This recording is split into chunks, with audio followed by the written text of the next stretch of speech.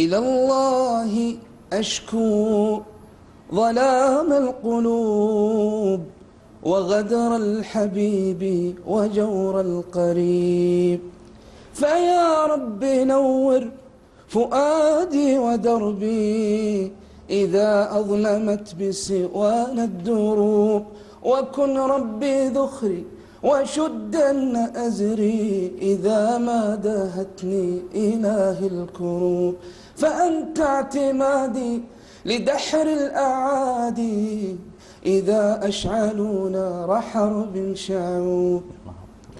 ستشرق شمسي على غيرها إذا شمس غيري دنت للغروب، ويشرق وجه الحقيقة يوما فلا تبتئس إن عراه الشحوب.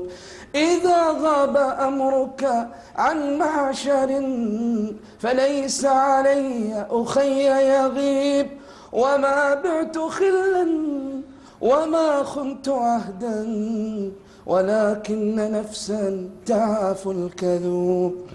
وكم من عيوب سترت وما ضقت يوما أخي بستر العيوب، وكم من ذنوب غفرت ولكن تجاوز ذنبك كل الذنوب. وكم عهد صدق خفرت وكم تعاهدني يا أخي أن تتوب.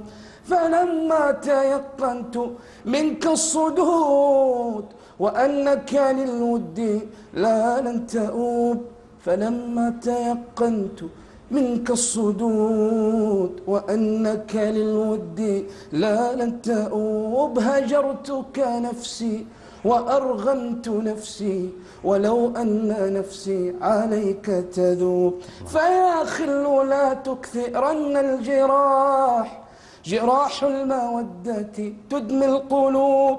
وما أنا ممن يجيد الكلام وعند اللقاء يجيد الهروب، وما أنا ممن يبيع الصحاب ويسلمهم لو دهتني الخطوب، ولكنني ثابت كالجبال وما حولتني رياح هبوب. وما قد غضبت لنفسي على ولكنني عن حياض غضوب.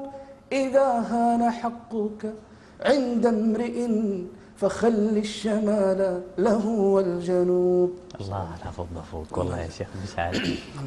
لا شك انه الظاهر الشكوى للصديق والحبيب فيها معاناة، بس لا تكون هذه خرجت من رحم المعاناة وموقف معين. ما في شعر إلا يخرج من معاناة. نعم.